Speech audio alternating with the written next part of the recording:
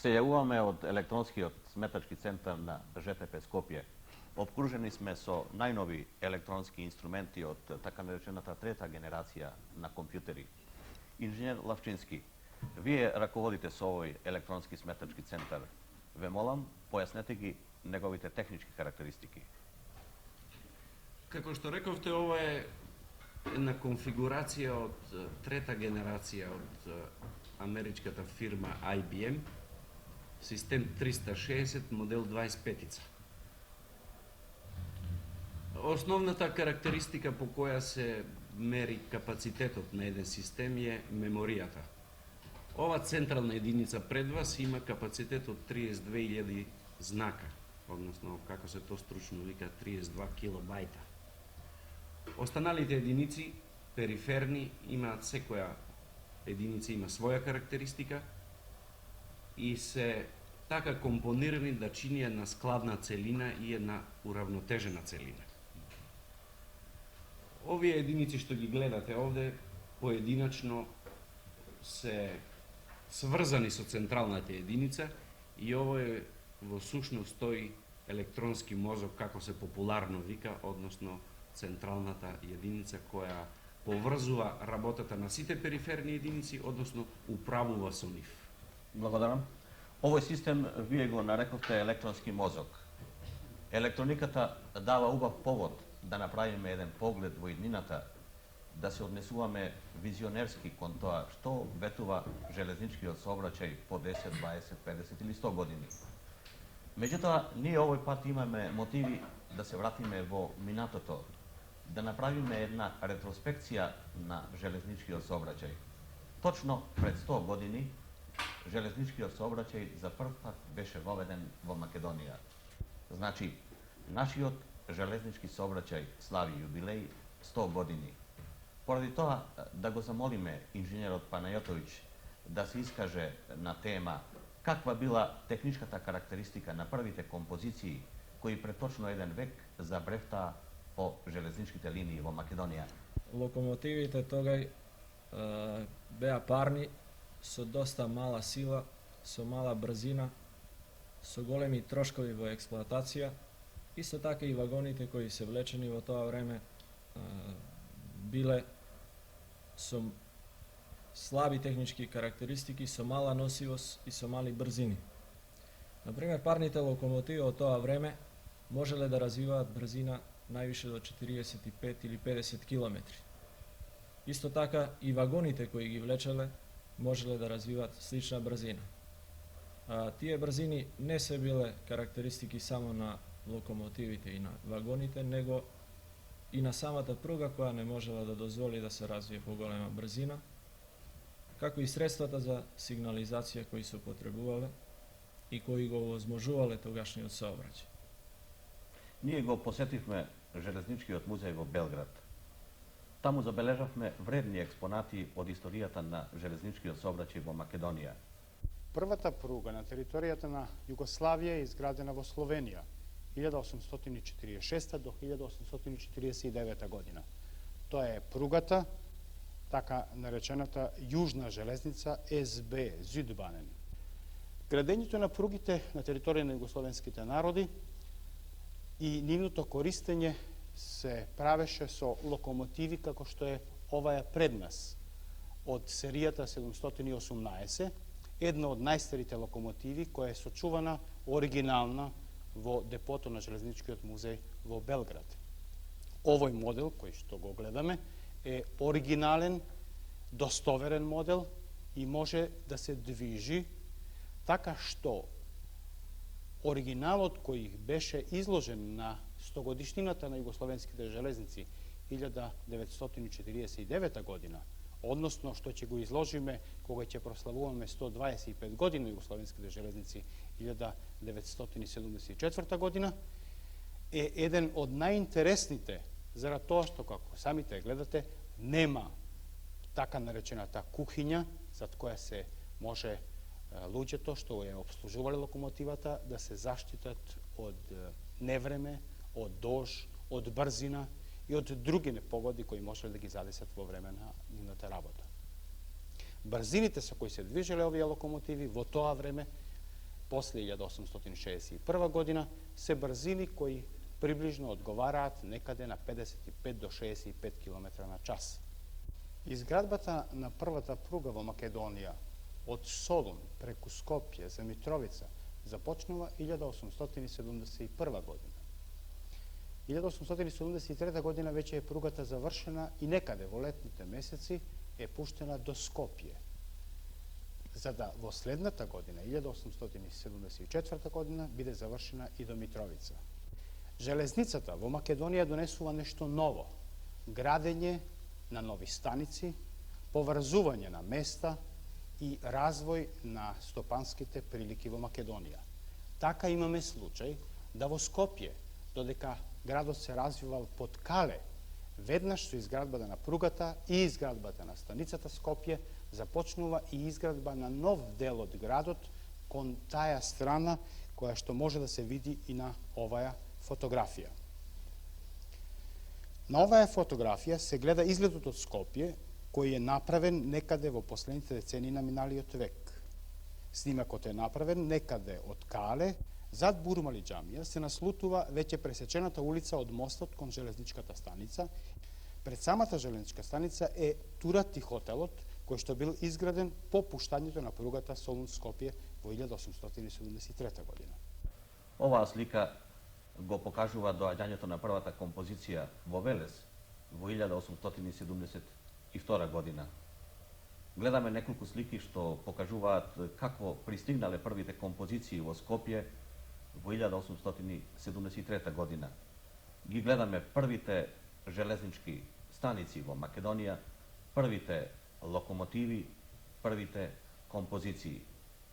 Вие спомнавте дека воведувањето на железничкиот сообраќај во нашата република во ова подрачје се карактеризира со парни локомотиви.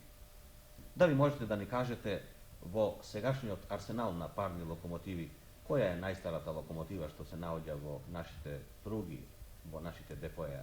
Ние во нашиот арсенал сега имаме парни локомотиви, најстари парни локомотиви кои датираат од 920 година. Тоа е серија 20, така наречена, и серија 61. Серија 20 е парна локомотива за влеча на патнички и товарни возови, додека серија 61 е парна локомотива за маневр. Карактеристика на во потесна смисла на зборот на локомотивата од 920 година, конкретно серија 20, е следната. Таа има сила од 650 конски снаги. Иначе таа сила се претвара преку еквивалент на топлотната енергија. Тоа е кај парните локомотиви одлика. Понатаму има максимална брзина од 60 км на час. Осовински притисак има од 14 тони по една осовина. Има вкупна тежина од негде околу 90 тона. Таа тежина кај парните локомотиви е малку различита од другите, бидејќи парна локомотива има поред парната машина и другите делови погонски и така наречен тендер во кој се влече гориво и вода посебно. Благодарам. И ја видовме најстарата парна локомотива што се наоѓа на наши колосици. Сега, кога нашиот железнички сообраќај слави јубилеј 100 години од своето основање, ние со право можеме да кажеме збогум парна влечо, како што истакнуваат стручњаците со кои што говориме, парните локомотиви веќе сосема ќе ги снема од нашите колосици. Поради тоа, да ве замолиме, инженер Панајотовиќ, кои погонски сили сега се карактеристични за нашиот железнички сообраќај и кои погонски сили имаат иднина? Например, искористување ефективно на енергијата која се употребува кај парни локомотиви се движи од 5 до 7%, додека искористување на енергија кај дизел и електролокомотиви се движи негде измеѓу 30 и 40%.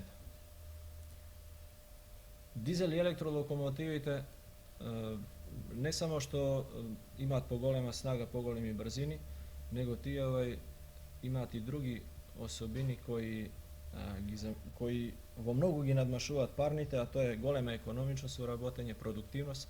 Ве молам, електричната влеча и кај нас станува реалност. Веќе имаме некои делници што се електрифицирани, a po 5 години се ветува дека ќе биде електрифицирана и пругата од Скопје до Гевгелија. Според тоа, ве молам за еден коментар, што представува електричната влеча? За тоа да се објасни што представува електричната влеча треба повеќе да се збори, меѓутоа воглавном таа има неколку основни карактеристики заради кои се воведува на сите европски и светски железници и кај нас. Основна одлика на електричната влеча е тоа што е таа ефтина во експлоатација и што пружа големи можности за непрекидно одвивање на железнички транспорт. Заради тоа што енергијата која ја добива се добива на непосреден пат и трајно. Нема потреби да се исклучува од саобраќај да би била напајана со погонска енергија. Дали може да ни појасните како функционира една локомотива на електричен погон? Една електролокомотива по својата функција принципиелно гледано е доста едноставно функционира. Наиме, по пат на додир преку специјален уред, така наречен пантограф во железничката терминологија, се пренесува електрична енергија со одредени карактеристики од така наречениот возни вод кој се наоѓа изнад тој пантограф, кој ја прати пругата. Таа енергија се трансформира преку сопствени трансформатори кои се навоѓаат во самата електролокомотива и други уреди за регулација, се пренесува понатаму на така наречени влечни мотори, електромотори, кои својата енергија, односно вртежи, ги пренесуваат преку зупчаници на така наречените погонски осовини. Погонските осовини на тој начин се движат и се разбира понатаму силата на движење се пренесува по пат на триење измеѓу тркалото и шината, што се а секако врската понатаму иде преку така наречена влечна спрема со вагони и целата композиција. Влечна сила на локомотива од електричен погон може да биде многу голема, што не е случај со други врсти на влечи, затоа што трансформацијата на енергија кај електролокомотивите најмалку бара запременски простор и тежина. Например, сега има во Европа и во свет локомотиви кои имаат снага од 6000 конски снаги и натаму. Кај дизел локомотивите воглавном доминираат локомотиви измеѓу 2000 и 3000 конски снаги. Благодарам. Инженер Лавчински, ние овој разговор го водиме во електронски центар. Тоа е убав повод да направите една можност и да не воведете во идните релации на железничкиот сообраќај. Може би ќе биде најприродно да почнеме од тоа што обетува електрониката за железничкиот сообраќај.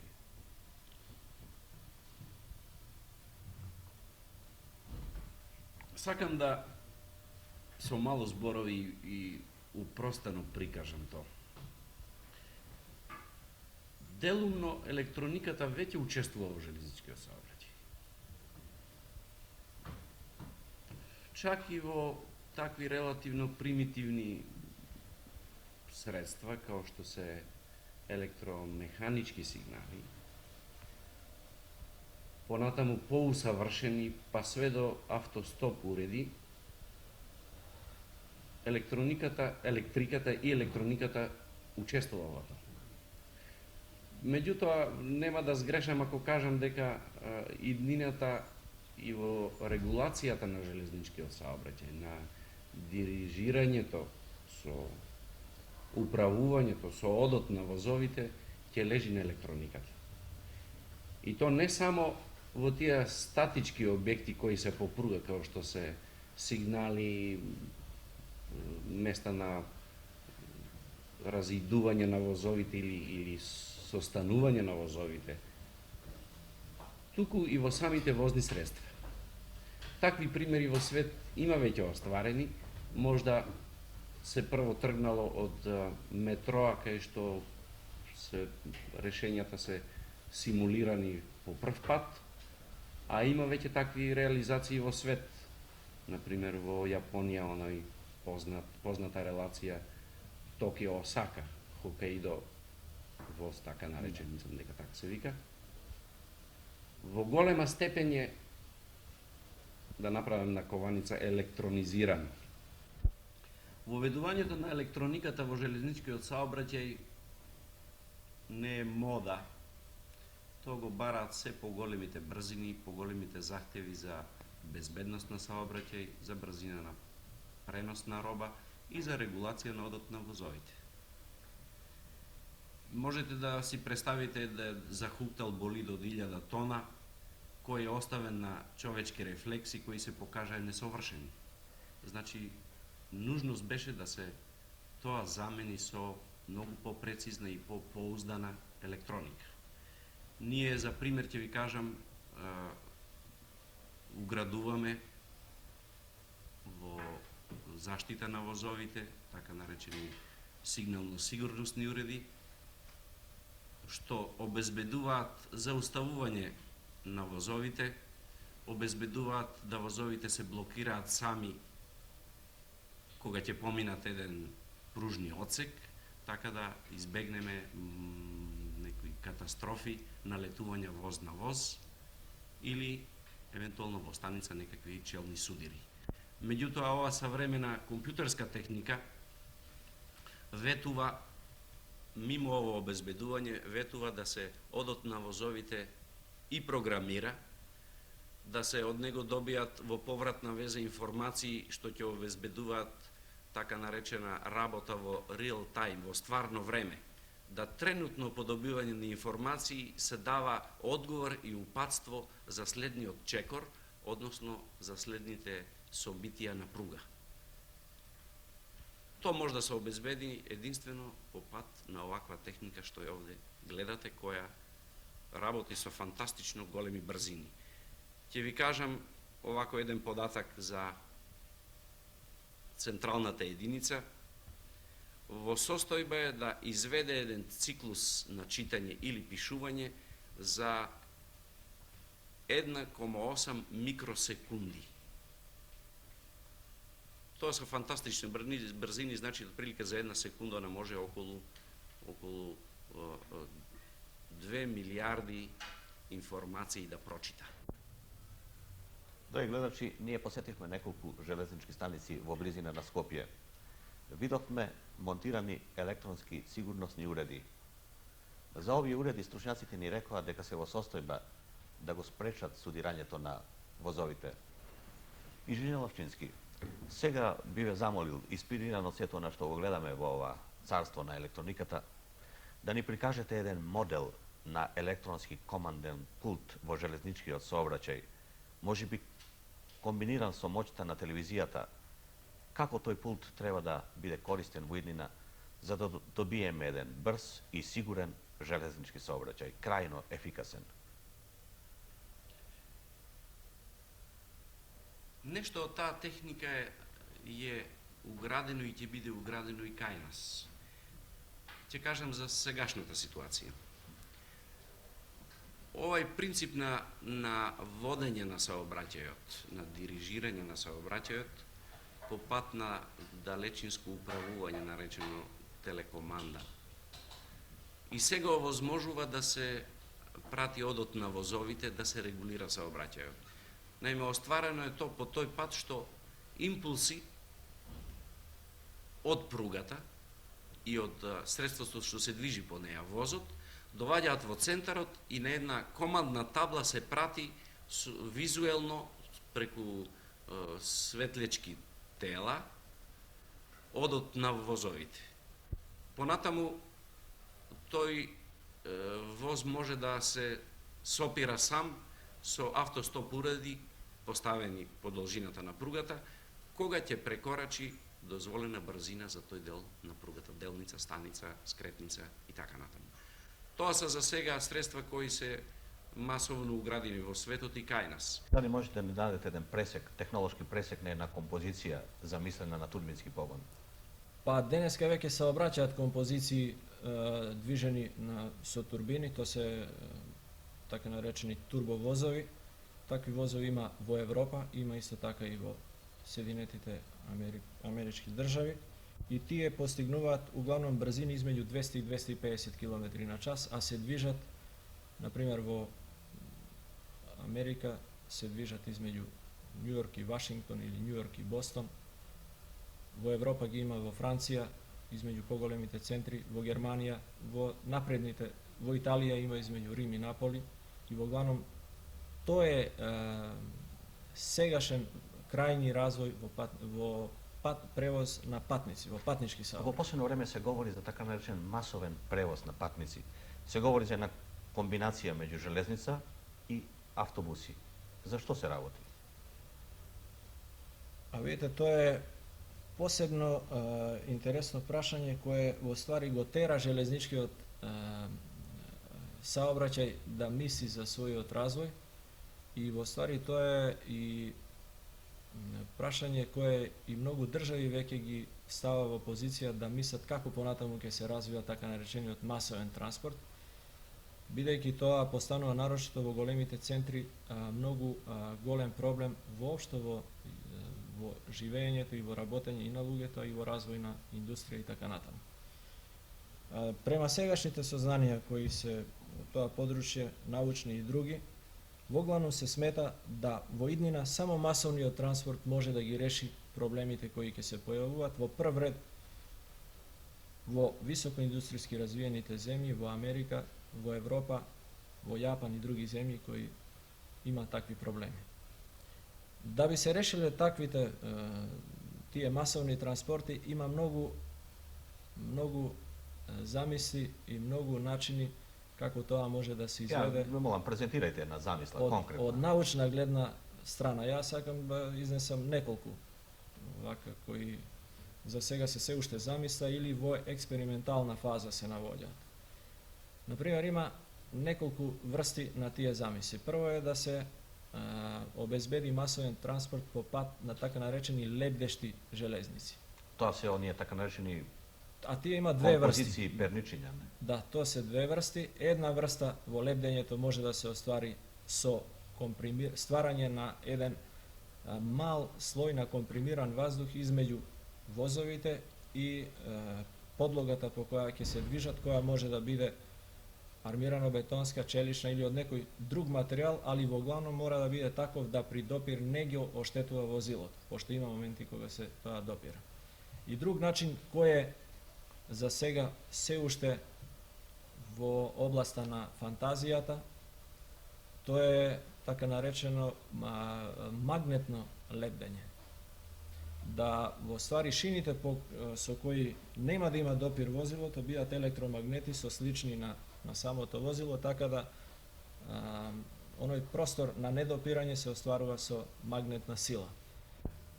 Покрај лебдештите возови, денеска веќе се работи на уште неколку други решенија кои треба да представуваат иднина во масовниот железнички превоз.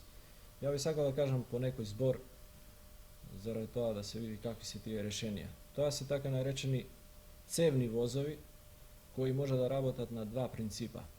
Првиот принцип да се движат возовите во цеви, во воздушна атмосфера, погонети од некои од мотори, кои може да постигат многу големи брзини и преко 500 км на час. При тоа движењето да биде сигурно, безбедно и да има страшно голема моќ на пропуст. Вторите возови цевни се така наречени, тоа се возови кои би се движеле во безвоздушен простор и кои не би имале никаков погонски уред. Нивното движење би требало да се остварува по пат на стварање на вакуум и притисок од воздух. Во едната цев би се наоѓал вакуум во која се движи возот, а во друга цев воздух под притисок. Тие железници мора да одат под земја на одредена длабочина да би можеле да добијат убрзање со стварање на вакуум, а успорувањето би се вршело со специјални вентили од цевите кои се под притисок за сопирање на такви возови. Тука брзините може да се движат исто така до 400 км на час. Има уште две решенија кои исто така може да најдат примена во иднина и на кои се работи. Тоа се така наречени движечки автостради и движечки автобуски возови. Движечките автостради се замислени така да се смета да развој на автомобилски саобраќај ќе се развива така да еден денове ќе се деси да возилата заради тоа што ги има многу сопрат. И решението е во тоа да што ќе се работи кога ќе сопрат возилата. Научниците кои работат на тоа и кои ја дават идејата сметаат дека понатамошното движење на возилата во ствари треба да представува самата аутострада. Тие треба да имаат таа предност испред таа густина и невозможност на движењето на тие автомобили, да во местата каде што се опираат возилата продолжат со движечка аутострада, да има специјални платформи кои можат на секое возило посебно да му овозможат да влага и да излага од таа движечка аутострада и да на оние правци каде што нема таква загушувачка гужва од возила, да можат да продолжат на сопствен погон пат. Рековме дека изминаа 100 години откако на наша почва забрета првата локомотива. Поради тоа, инженер Лавчински, јас би ве замолил на крајот од овој разговор да не пренесете во иднината на железничкиот сообраќај, да ги кажете најглавните фази во развојот на овој сообраќај во нашата република и да кажете кои се главните технички иновации, главните технички карактеристики на железничкиот сообраќај сега, кога славиме јубилеј 100 години од првата железничка композиција. Ве молам, повелете. Да кажем збор 2 пошироко.